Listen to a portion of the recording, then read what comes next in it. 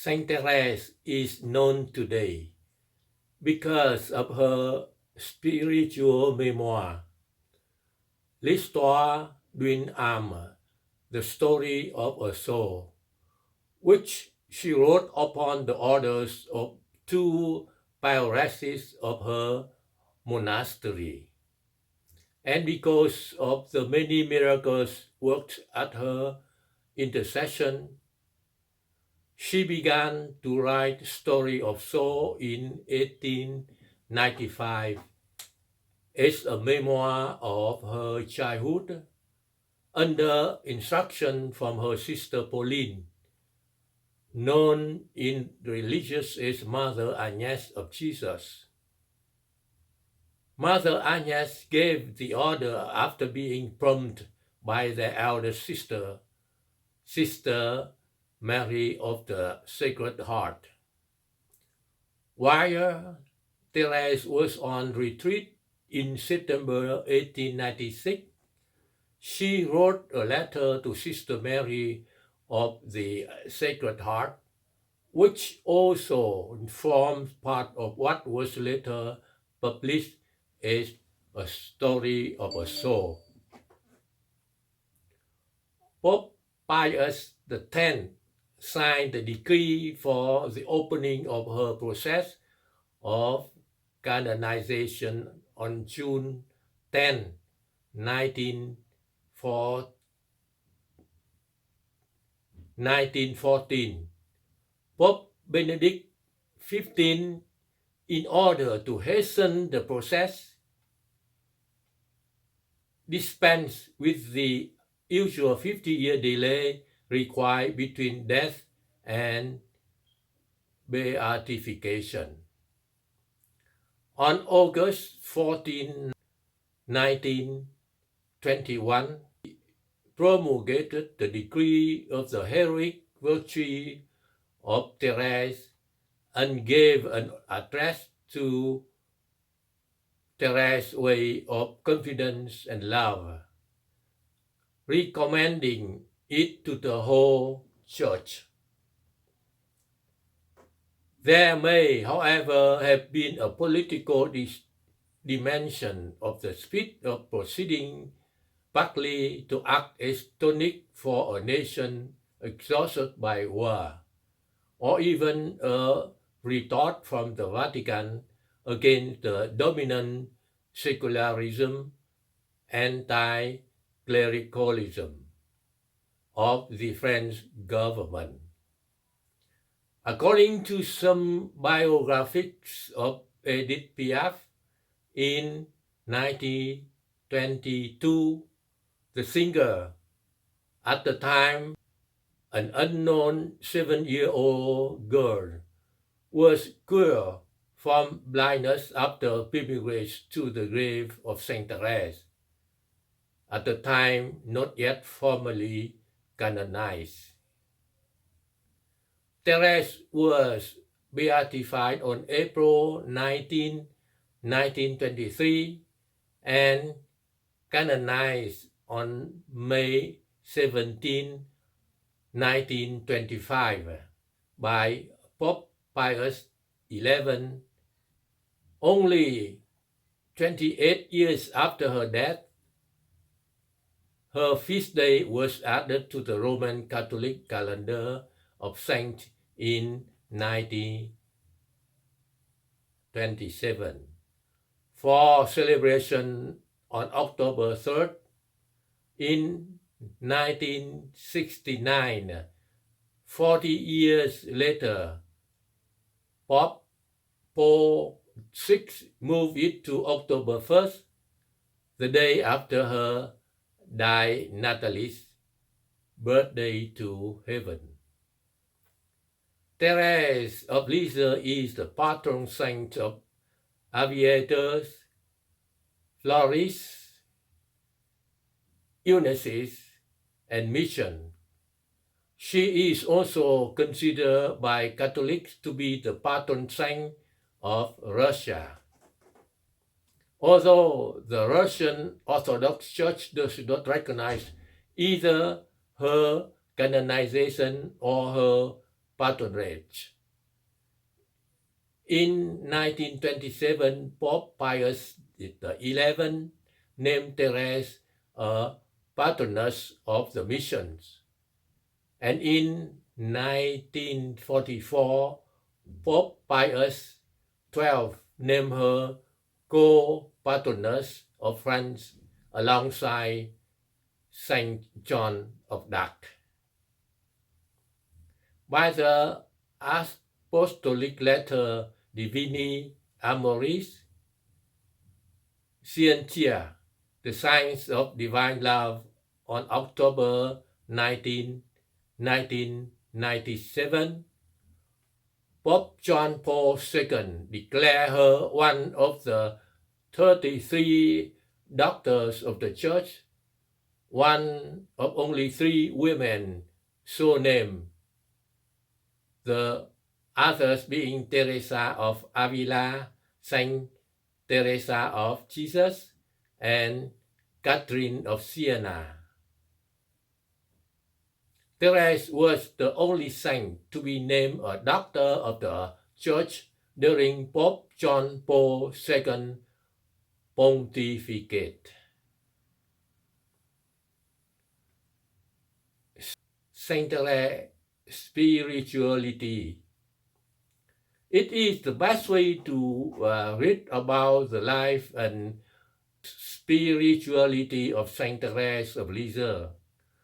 Moreover, the best way to gather in the spirituality of the Saint Therese is to read her autobiography, either in its traditional edited version or in its full version.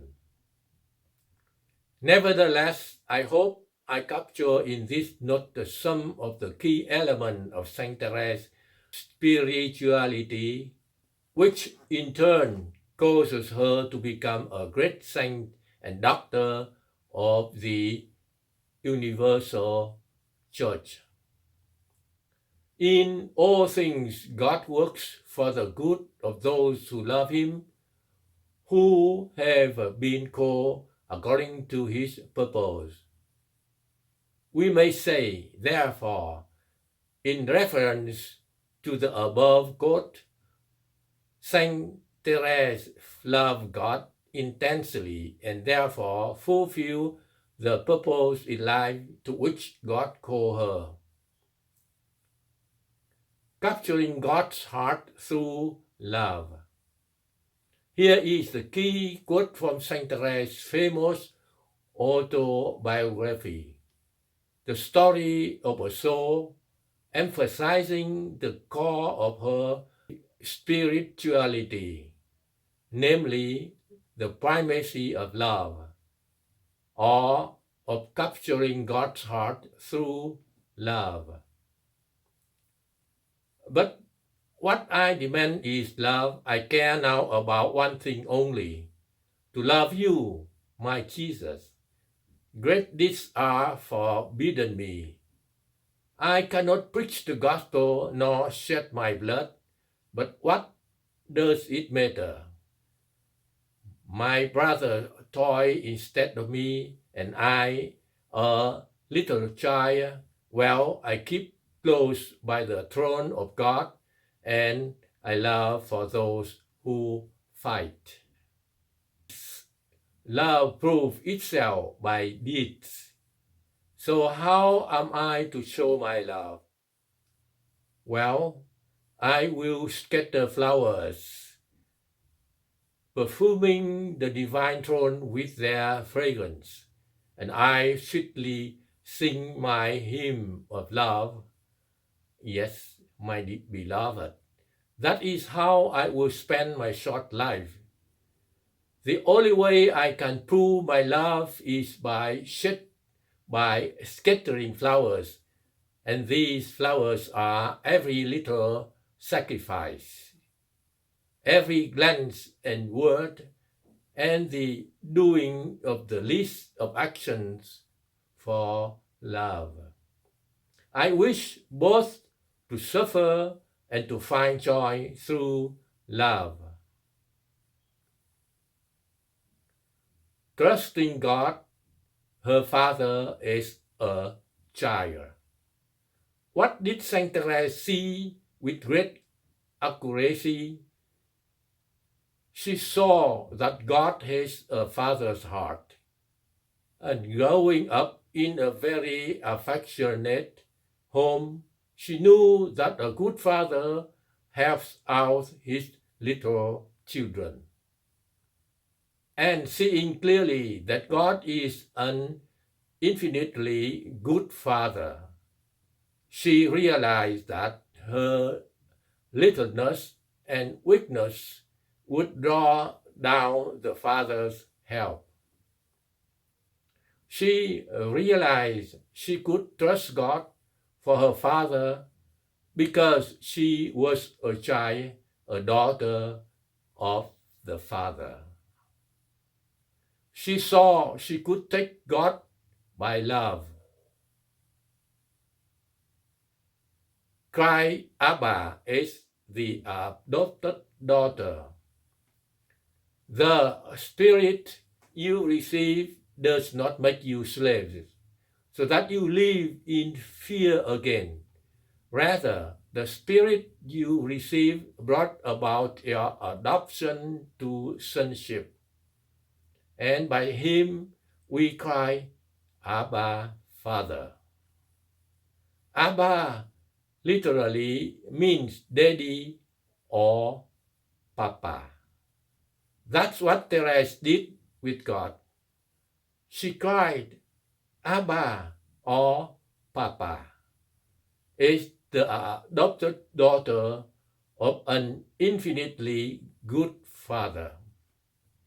So now we see why, despite her weakness and littleness, Therese had such confidence in God. Father Faber says that so much stunt growth in the spiritual life comes from not truly seeing God as our Father. We must get this right. Abba. Saint Therese's way of spiritual childhood is reflected nicely in this quote from her. To remain little is to recognize one's nothingness, to expect everything from God, as a little child expects everything from his father. Intense for God. She was a cloistered Carmelite nun, born 1873 in Alençon, France, who from as early as age 3 had an intense longing for God, a key element of her spirituality. She grew up in a very loving and Catholic household, and her faith development was greatly influenced by her parents and older sisters. The early part of her autobiography recounts her childhood years and the many steps she took to gain early admission to the convent at Carmel at the age of 15. She would die 9 years later. Profound devotion to the Blessed Virgin Mary. Is it not uncommon with the great saints? Therese had a profound devotion to the Blessed Virgin Mary. The Carmelites are under the patronage of Our Lady of Mount Carmel. These developed debilitating nervous condition when her sister Pauline left the family home to enter the convent at Carmel. Pauline had become Therese's second mother upon the death of Gélie Martin, Therese's mother, in 1877. Therese attributed her sudden cure from this illness to a prayer she made while gazing at the statue of the Virgin Mary, a prayer in which she asked the Virgin to have pity on her. Suddenly, as Therese relates, the Blessed Virgin glowed with a beauty beyond anything I had ever seen.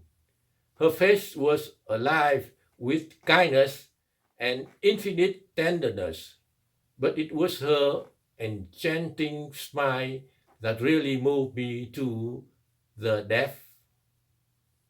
My pain vanished and two great tears crept down my cheek, tears of pure joy. Therese was 10 years old at the time she was cured by Our Lady of Victories. Approximately 1 year later, she made an act of consecration to the Virgin Mary on the day of her first communion. To love God with all one's heart.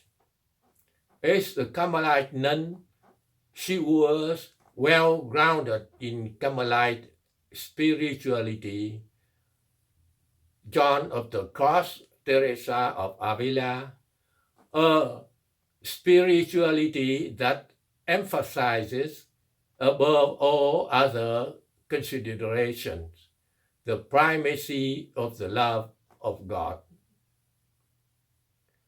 Austerity, detachment, mortification, contemplative and community prayer, trust in God's solitude. Saint Therese was a cloister nun, and a keen realization that the passing things of this world do not amount to a hill of beans when compared in the glory of God has prepared for those who love Him, are key elements of Carmelite spirituality. Well before she entered Carmel to be a contemplative cloister nun, at about the time she made her first Holy Communion, she states, "Our friends were too worldly and too clever at mixing the pleasure of the world with the service of God. They scarcely gave a thought to death, and I knew that all is fleeting that we cherish here under the sun. The only good thing is to love God with all one's heart and to stay poor in spirit." A flood of divine joy in the Eucharist.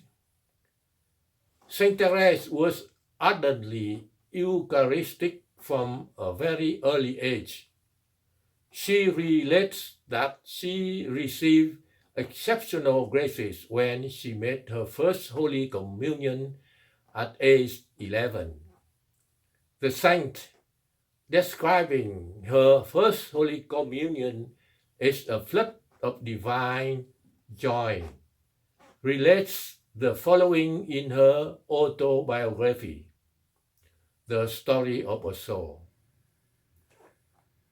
"Oh, how sweet the first kiss of Jesus was. It was a kiss of love.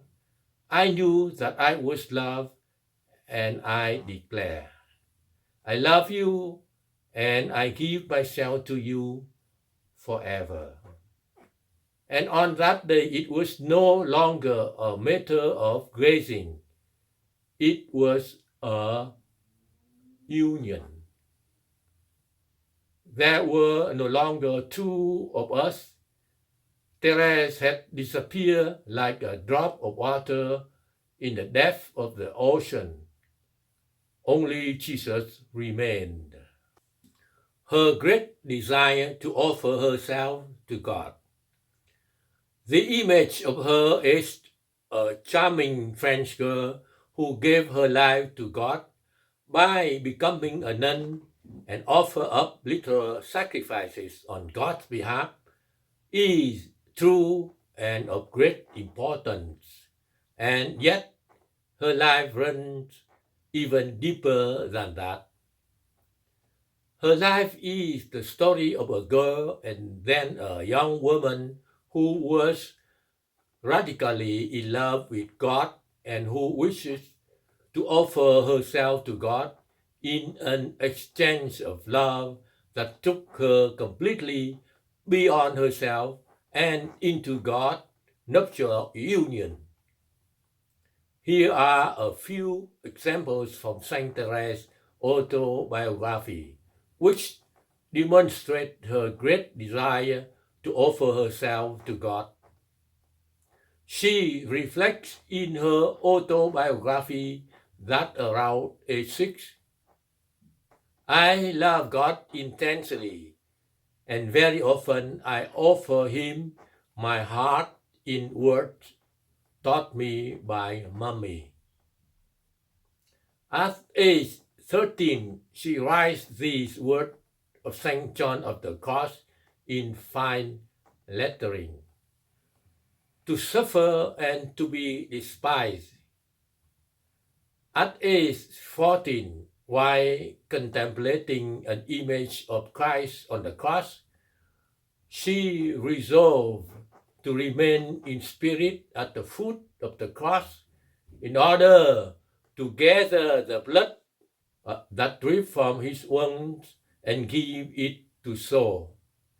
And while a nun at Carmel around the age of 22, she makes a profound offering of her life to God as a victim of love in a written text available online entitled An Act of Oblation to Merciful Love.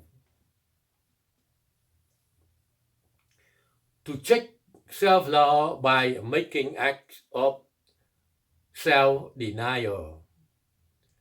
At a young age, she realized that self-love was the greatest obstacle to her sanctity. She learned to check self-love by making acts of self-denial, a practice taught to her by her sisters. Later in her life, she stated, true love grows by sacrifice, and the more thoroughly a soul rejects natural satisfaction, the stronger and more detached its tenderness becomes. Renunciation is a foundational element of her spirituality.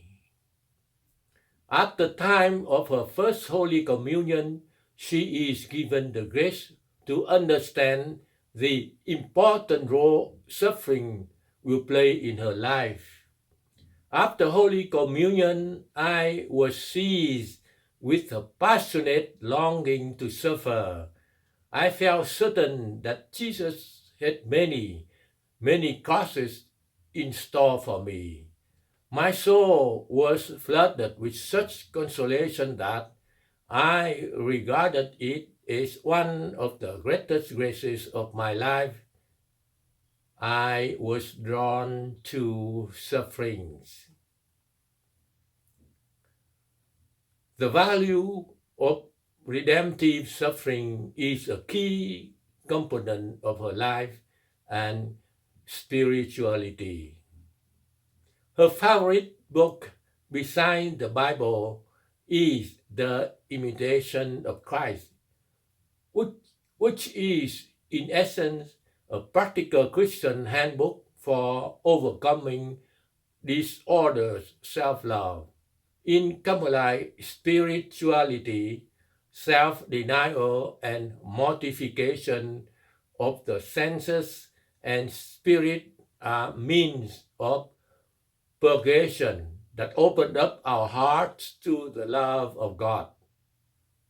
She is very well versed in the Bible. And the following passages from the Old Testament have a tremendous impact on how she views herself. Whoever is a little one, let him come to me. For to him that is little, mercy will be shown. Humility and littleness. Humility and littleness are foundational to Therese's spirituality. Unless you become like a little child, you shall not enter the kingdom of heaven. Additionally, she draws great strength from the Bible. Heart for mission and martyrdom. She had a great yearning in her heart to be a missionary or a martyr for God. A famous picture of Therese in Carmel shows her dressing up as a great Saint John of Arc. Therese also desired to perform heroic deeds. She states, "I want to be a warrior. I should like to die on the battlefield in defense of the church. I should like to wander through the world, preaching your name and raising your glorious cross in pagan lands." Yet she realized that, given the circumstances of her life, including her ill health, great deeds do not seem to fit within God's plan for her life. This realization of her littleness and weakness does not weaken her resolve to love and serve Jesus. From 1 Corinthians verse 13, where St. Paul writes about the primacy of love, she comes to the insight that even all acts done with love are very pleasing to God. She states, "Charity gave me the key to my vocation. My vocation is love. I will be love.